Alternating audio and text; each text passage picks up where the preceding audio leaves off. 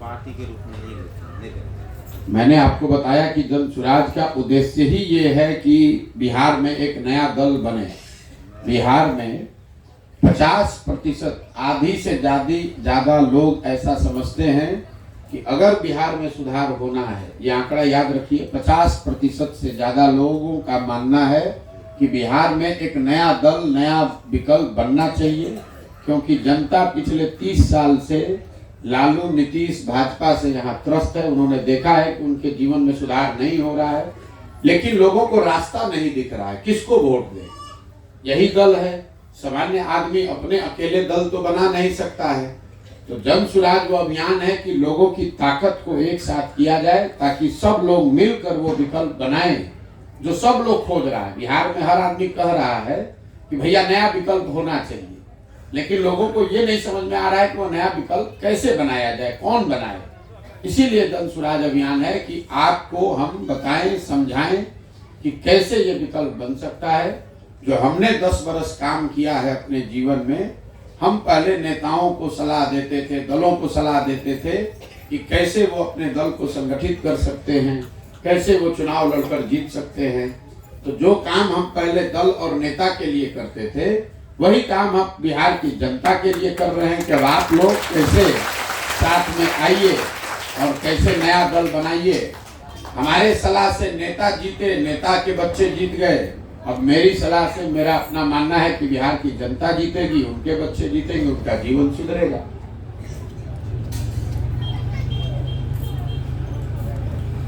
Sir, मेरे को सवाल है जिसमें कुछ पब्लिक डोमेन के हैं, कुछ अपने हैं। बोलिए। पहले मैं अपना वाला रखता हूँ कि जैसे शैक्षणिक प्रगतिशीलता है बिहार में, जो शैक्षणिक प्रगतिशीलता है इसको लेके तो आपने एक परिकल्पना कर रखी है। अगर मैं जनता की तरफ से ये पूछूँ, इस तरह ऐसा है जैसे गवर्नमेंट एजुकेशन होता है और कॉन्वेंट एजुकेशन होता है, कॉन्वेंट के दरमियान करके गवर्नमेंट एजुकेशन किस तरह की प्रगतिशीलता है। सरकार, पहले आपका सवाल है कि बिहार में जो शिक्षा की व्यवस्था है वो इतनी खराब है, उसको सुधारा कैसे जाएगा। पहले आप ये समझिए कि बिहार की शिक्षा व्यवस्था खराब है क्यों। बिहार की शिक्षा व्यवस्था इसलिए नहीं खराब है कि यहाँ शिक्षक पढ़ा नहीं रहे हैं। ये लोगों का ऐसा लगता है, लोगों को, कि यहाँ शिक्षकों की गुणवत्ता अच्छी नहीं है इसलिए पढ़ाई नहीं हो रही है। कुछ लोग ये बताते हैं कि भैया स्कूल में यहाँ खाली खिचड़ी बट रहा है, पढ़ाई नहीं हो रहा है। इसमें भी सच्चाई नहीं है। अगर खिचड़ी बटने से पढ़ाई नहीं होता तो बिहार के कॉलेज में तो खिचड़ी नहीं बट रहा है, वहां पढ़ाई क्यों नहीं हो रहा है। अगर शिक्षकों की गुणवत्ता की वजह से पढ़ाई नहीं हो रही होती तो दरभंगा के सीएम साइंस कॉलेज में तो नियोजित शिक्षक नहीं पढ़ाता है, वहां क्यों नहीं पढ़ाई हो रही है। अगर बिहार में शिक्षा व्यवस्था की बदहाली को आपको समझना है तो उसका कारण ये है कि समाज और सत्ता में बैठे लोग, समाज और सरकार दोनों की प्राथमिकता में शिक्षा है ही नहीं। लोग भी अपने बच्चों को विद्यालय में खिचड़ी खाने के लिए ही भेज रहे हैं। आप अपने बच्चे का नामांकन किसी कॉलेज में पढ़ाई के लिए नहीं करते हैं, डिग्री के लिए करते हैं कि बीए का डिग्री मिल जाए, एमए का डिग्री मिल जाए। बिहार की शिक्षा व्यवस्था एक पंक्ति में स्कूलों से खिचड़ी बांटने की व्यवस्था है और कॉलेज से खिचड़ी बांटने की व्यवस्था है। पढ़ाई दोनों में कहीं नहीं हो रहा है। स्वाभाविक तौर पर जब यहाँ बच्चे पढ़ेंगे ही नहीं तो वो डॉक्टर, इंजीनियर, कलेक्टर तो बन नहीं सकते हैं, उनको मजदूर ही बनना पड़ेगा। इसीलिए बिहार में आपको दिखता है कि जो ज्यादातर लोग तो पढ़े लिखे नहीं है, स्कूल में कुछ क्लास पढ़ा और जाकर मजदूरी कर रहा है। लेकिन जिनके पास डिग्री है उनके पास भी पढ़ने का उनके पास भी नौकरी रोजगार नहीं है, क्योंकि उन्होंने शिक्षा नहीं हासिल की, उन्होंने डिग्री हासिल की है। बिहार में समता मूलक शिक्षा नीति बनाने के नाम पर जो व्यवस्था बनाई गई है, इसमें हर गांव में स्कूल के नाम पर भवन बना दिए गए, लेकिन जहां विद्यालय का भवन है वहां पढ़ाने वाला शिक्षक ही नहीं है। जहां शिक्षक पढ़ाने वाला है वहां विद्यालय का भवन नहीं है। जहां दोनों है वहां बच्चे नहीं हैं, और जहां तीनों है वहां पढ़ाई नहीं है। तो जब तक बिहार में इस व्यवस्था से बाहर निकलकर एक नई शिक्षा प्रणाली नहीं बनाई जाएगी, लोगों को ये नहीं समझाया जाएगा कि आपका जीवन तभी सुधरेगा जब आपके बच्चे पढ़ेंगे। नाली गली बनने से आपकी गरीबी दूर नहीं हो सकती है। 5 किलो अनाज लेने से आपका भविष्य नहीं सुधर सकता है। आपका भविष्य तब सुधरेगा जब आपके बच्चे पढ़ेंगे। जब कोई पढ़ेगा, उसको नौकरी मिलेगा, तभी उसके परिवार का भला होगा। तो लोगों के दिमाग में जब ये बात आएगी, लोग पढ़ाई के लिए अपने नेताओं से, सरकार से मांग करेंगे, पढ़ाई के लिए वोट करेंगे, तब उससे एक बेहतर शिक्षा बनेगी। जो भी सरकार में रहे, कोई भी दल रहे, लेकिन उसको ये चिंता होनी चाहिए कि अगर स्कूल, पढ़ाई, विद्यालय में नहीं होगा तो लोग हमको वोट नहीं करेंगे। अभी सरकार में बैठे हुए लोगों को ये डर ही नहीं है कि अगर यहाँ पढ़ाई नहीं होगी तो हमको वोट नहीं देगा। उसको मालूम है कि जिस गांव में विद्यालय नहीं है, पढ़ाई नहीं हो रहा है, वहां पर भी कल जब वोट होगा तो लोग जात के नाम पर हम ही को वोट दे देंगे। जिनके बच्चे बिना पढ़े लिखे अनपढ़ हो गए, वो लोग भी जाकर जात के नाम पर, हिंदू मुसलमान, मंदिर मस्जिद के नाम पर, 5 किलो अनाज के नाम पर वोट जाकर दे रहे हैं। इसीलिए बदहाली है। सर, इसमें ये भी है कि जैसे जब शैक्षणिक प्रगति की बात हुई तो निश्चित है कि ये जो प्रगति, अरे माइक में बोलो ना यार। हेलो, ये भी निश्चित है सर कि जैसे शैक्षणिक प्रगति चलेगी तो पलायनवाद रुकेगा और आर्थिक आत्मनिर्भरता की बात तभी जो है वो संभव हो सकती है। ठीक है, अब इसमें एक सर सड़क भी आ जाती है, जिसको लेके था काफ़ी दिनों से था प्रश्न और कई मंचों से रखा था कि यहाँ जितने एसएच हैं सब में वन वे है नहीं। उसके कारण जो है आने जाने क्रॉसिंग में भी काफ़ी दिक्कत रहती है। ये सवाल उठाया जाता है तो इसको मटिया मीट कर दिया जाता है। अरे भाई देखो, ऐसा है, आप पत्रकारिता करते हैं, हम 12 जिले से पैदल चल के आ रहे हैं।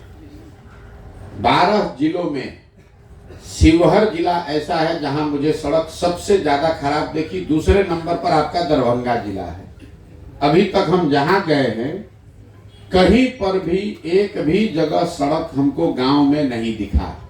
आप 1 वे 2 वे का बात कर रहे हैं। अभी हम 2 दिन पहले जिस प्रखंड से निकले हैं, हाया घाट में, लोग बता रहे हैं कि यहाँ पर ठेकेदार आया, सड़क बनाना शुरू हुआ, विधायक जी ने उससे 40% घूस मांगा, ठेकेदार छोड़कर भाग गया। अब लोग ऐसे मिट्टी पर घूम रहे हैं।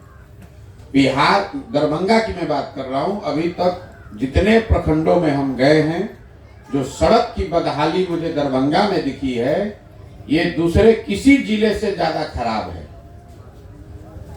शिवहर में इससे भी ज्यादा खराब है, लेकिन बगल में मुजफ्फरपुर है, मधुबनी है, वहां भी सड़क की स्थिति खराब है, लेकिन दरभंगा से ज्यादा सड़क खराब अभी तक हमको 15 महीना में कहीं नहीं दिखा है।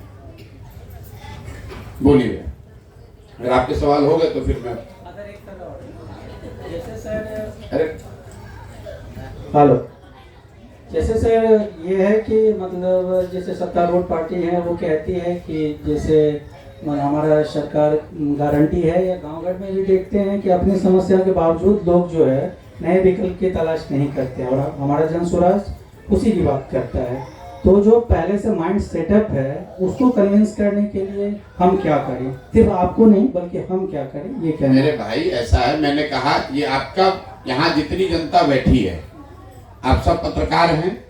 अभी हम बात करेंगे, इसमें से 100% लोग कहेंगे कि बिहार में नया विकल्प होना चाहिए।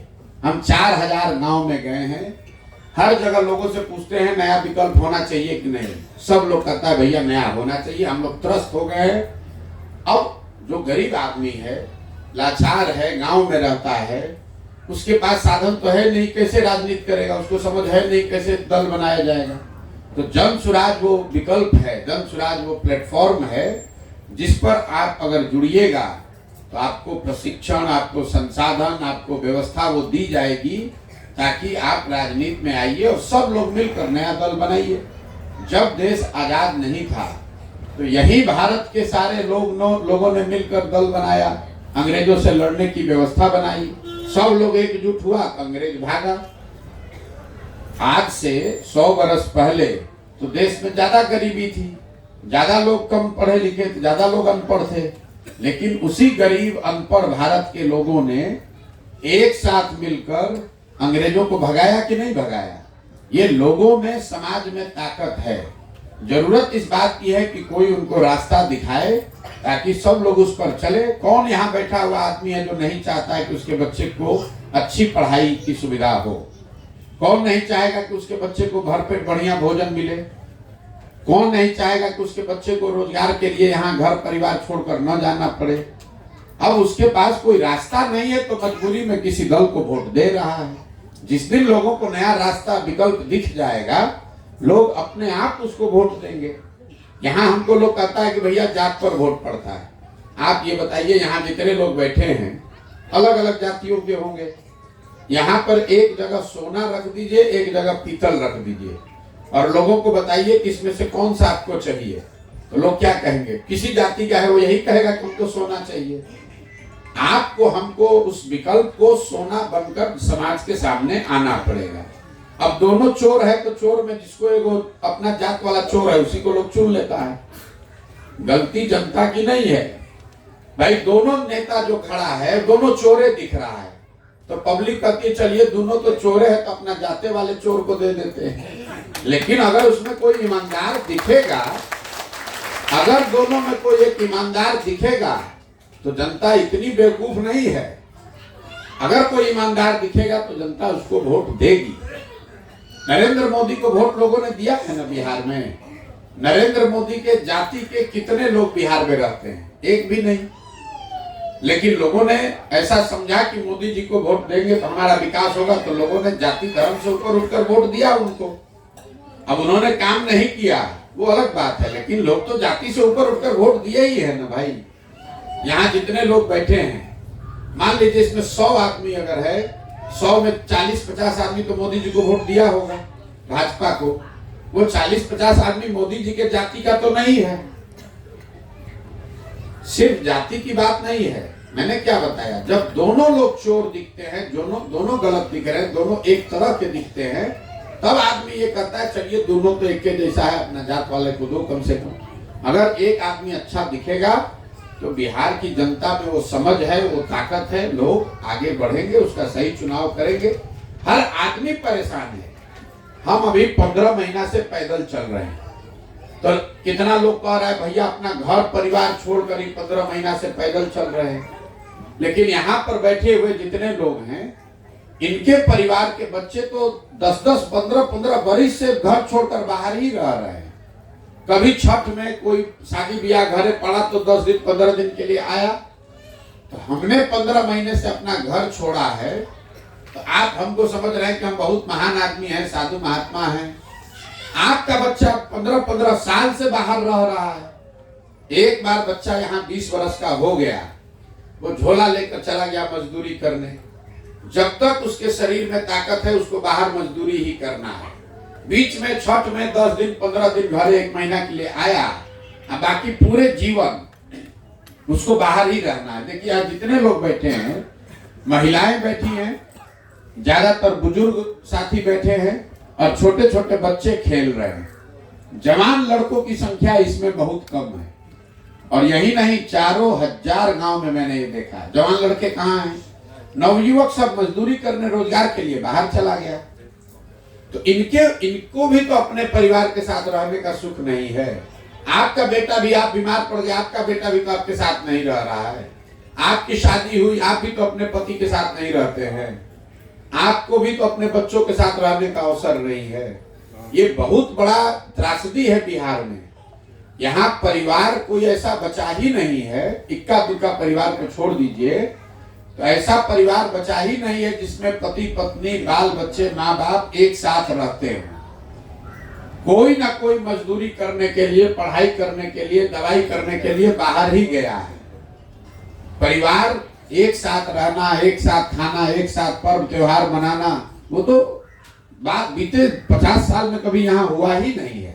वो बदलने की बात है, ताकि आप भी अपने बच्चों के साथ होली दिवाली मनाएं, आप भी अपने बच्चों के साथ मिलकर काम करें। और उसके लिए क्या चाहिए? लोगों को जो बाहर गए हैं वो कलेक्टर बनकर थोड़े ना गए हैं। वहां कोई 2-4 लाख रुपया थोड़ी ना कोई कमा रहा है। 12,000 15,000 के मजदूरी के लिए आदमी बाहर गया है।